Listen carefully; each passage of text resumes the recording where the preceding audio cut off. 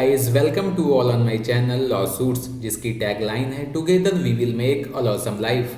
आज का ये वीडियो इम्पॉर्टेंट लीगल मैगजीन के ऊपर बेस्ड है। इस तरह के 5-6 वीडियो आने वाले हैं। आप किसी भी लॉ एंट्रेंस या फिर जुडिशरी की तैयारी कर रहे हैं तो आपके लिए ये वीडियो बहुत ही बेनिफिशियल होने जा रहा है। तो चलते हैं और शुरू करते हैं अपना वीडियो। सबसे पहला क्वेश्चन आपकी स्क्रीन पर, और क्वेश्चन रहा ये, हेबियस कॉर्पस का मतलब आपको बताना है। इसका सही प्रोनाउंसिएशन क्या है? हेबियस कॉर्पस, आर साइलेंट है।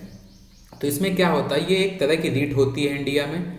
हेबियस कॉर्पस की एक रीट होती है जो सुप्रीम कोर्ट या हाई कोर्ट इशू करती है। इसको इशू करने वाली बॉडी कौन सी है? सुप्रीम कोर्ट या फिर हाई कोर्ट इसको इशू करती है। सुप्रीम कोर्ट या फिर हाई कोर्ट इशू करती है। इसमें क्या होता है कि मान लो किसी पर्सन ने कोई क्राइम किया दिल्ली में और वो जाकर मुंबई शिफ्ट हो गया, मुंबई में रहने लगा, तो पुलिस उसको जाके मुंबई से लाती है और पुलिस स्टेशन में रखती है। तो इसमें यही होता है कि आप किसी भी बंदे को 24 घंटे से ज़्यादा पुलिस स्टेशन पे नहीं रख सकते हैं। 24 घंटे के अंदर आपको उसको मजिस्ट्रेट के सामने पेश करना पड़ेगा और उसको रीज़न बताना पड़ेगा मजिस्ट्रेट को कि हमने इसको क्यों पकड़ा है। तो यही होता है कि आपको 24 घंटे के अंदर, 24 घंटे से ज़्यादा आप किसी को पुलिस स्टेशन में नहीं रख सकते हैं। तो इसका राइट आंसर हो जाएगा answer A, that the body required for response. चलते हैं नेक्स्ट क्वेश्चन पे। ये क्वेश्चन है, what do you mean by the term ad litem. इसमें क्या होता है, कभी कभी कोर्ट देखती है कि कोई इनकैपेबल है वो, या हैंडीकैप्ड है, या चाइल्ड है, उसके साथ कुछ गलत हुआ है और वो अपने आप को कोर्ट में रिप्रेजेंट नहीं कर पाता है।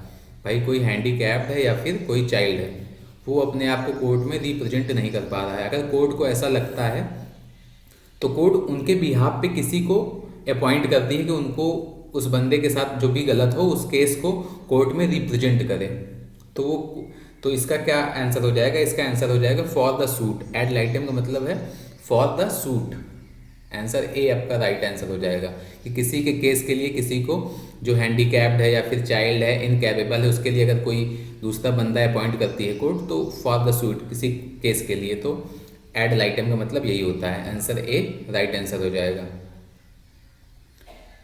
जस्ट नेचुरल अगला है लीगल मैगजीन क्या है? Just natural. इसका मतलब होता है कि आप देखते हैं किसी भी देश के कानून में जो भी लॉ होते हैं उसमें कुछ चीज़ें फंडामेंटल होती हैं, कॉमन होती हैं सारे लॉज में। तो वो चीज़ें जो होती हैं वो नेचुरल लॉ कहलाती हैं। नेचुरल लॉ मतलब सब में एक कॉमन पार्ट है, चाहे फंडामेंटल राइट की तरह उसमें ऐड हो या कॉमन लॉ, मतलब देश का कोई नेचुरल लॉ जिसे कहते हैं, नहीं है।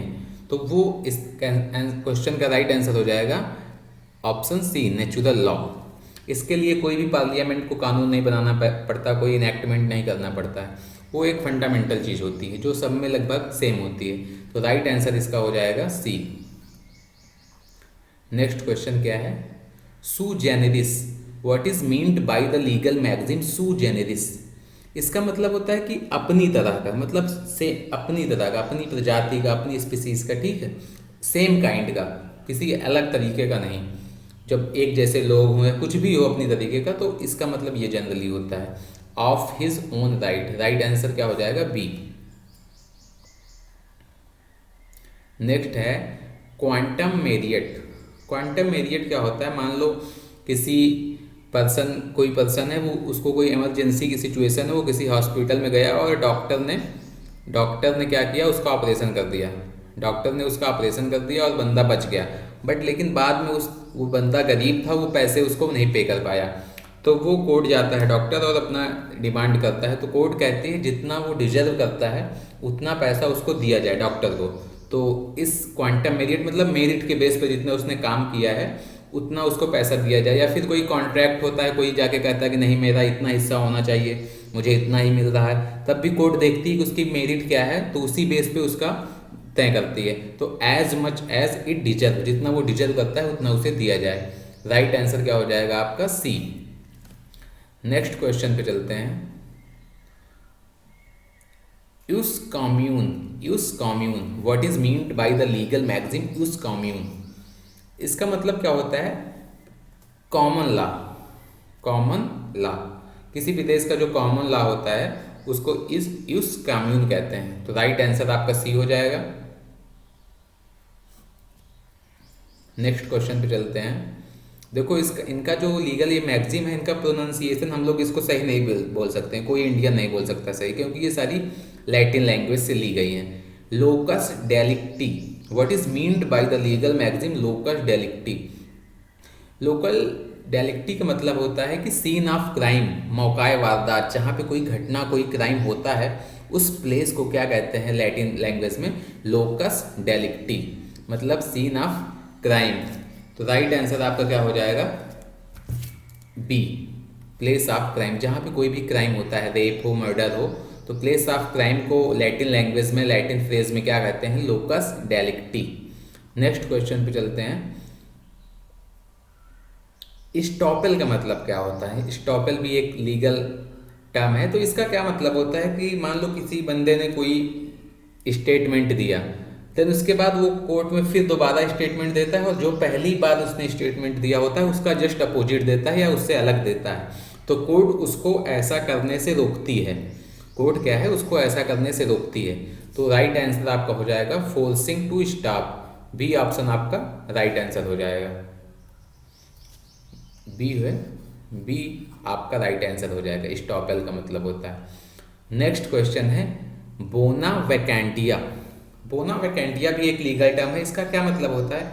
अगर कोई किसी बंदे की डेथ हो जाती है और उसके पास कोई प्रॉपर्टी है और कोई उसका वारिस नहीं रहता है, वो अकेला रहता है, तो कोई उसका अगर मान लो उस समय वारिस नहीं रहता है, तो उसकी जितनी भी प्रॉपर्टी हो जाती है वो प्रॉपर्टी विद नो ऑनर हो जाती है। मतलब जो भी थी, अब प्रेजेंट में उसका कोई ऑनर नहीं है, बाद में भी फिर कोर्ट देखती है कि किसको जानी चाहिए प्रॉपर्टी, फिर उसको ट्रांसफ़र की जाती है।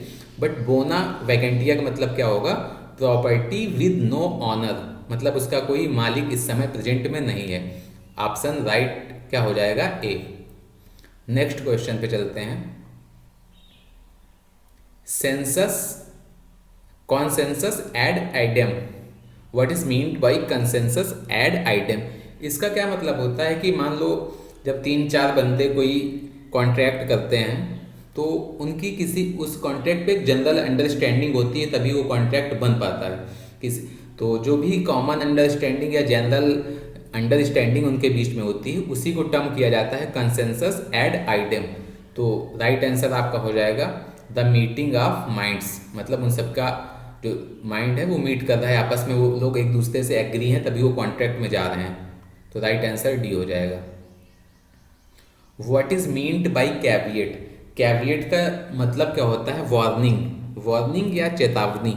जब आप किसी को कोर्ट में चेतावनी देते हैं या वार्निंग देते हैं तो उसको कैविएट कहा जाता है। इसमें क्या होता है कि अगर मान लो किसी बंदे का कोई केस, किसी ने किसी के ऊपर केस किया है और वो डिस्ट्रिक्ट कोर्ट में चल रहा है, उसको बेल होनी है या नहीं होनी है, तो वो मान लो हाई कोर्ट में एक कैविएट लगाता है कि अगर ये हाई कोर्ट में जब भी कोई केस आएगा बेल से रिलेटेड या किसी से भी इस केस से रिलेटेड, तो मुझे पहले इसकी इन्फॉर्मेशन दी जाए। तो कोर्ट को ऐसी चेतावनी देता है। तो उस केस में जब वो आता है तो कोर्ट उसको बताती है कि आपका केस हाई कोर्ट आ गया है, आपको जो भी लीगल एक्शन करना है कर सकते हैं। तो कैविएट का मतलब ये होता है। ए वार्निंग, ऑप्शन डी इसका जो हो जाएगा वो राइट आंसर हो जाएगा,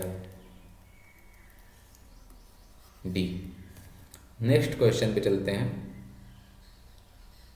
मालाफाइड मीन्स, मालाफाइड मतलब क्या होता है? अगर आप कोई एक्ट कर रहे हैं और आपके दिमाग में उसके लिए सही चीज़ें नहीं हैं, आप गलत सोच के वो कर रहे हैं, किसी के साथ कुछ गलत करने जा रहे हैं, इन बैड फेथ, अगर आप इन बैड फेथ में कोई काम करते हैं तो उसको मालाफाइड इंटेंशन कहा जाता है। ऑप्शन बी इसका राइट आंसर हो जाएगा। नेक्स्ट क्वेश्चन पे चलते हैं।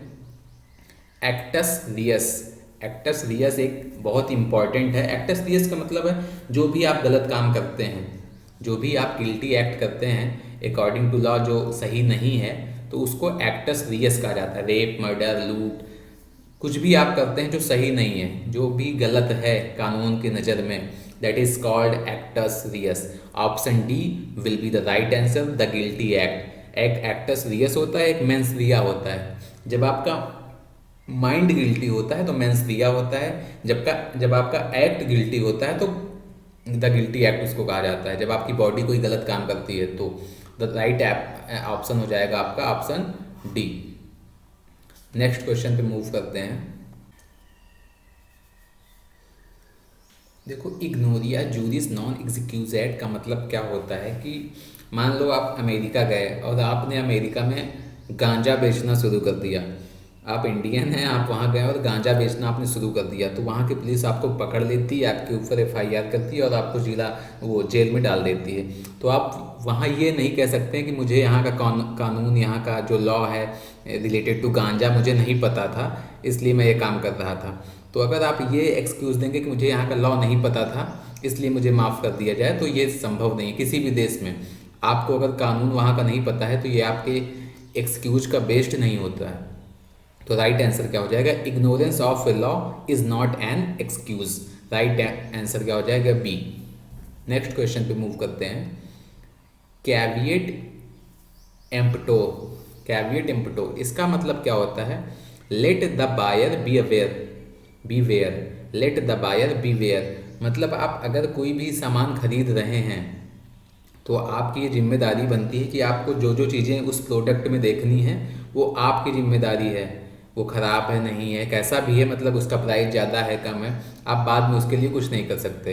तो राइट आंसर क्या हो जाएगा? Let the buyer beware मतलब आप जब भी कोई चीज़ की परचेज कर रहे हैं तो आपकी ये ड्यूटी बनती है कि आप उसको ठीक से चेक करें। राइट आंसर क्या हो जाएगा आपका? ए। ए राइट आंसर आपका हो जाएगा।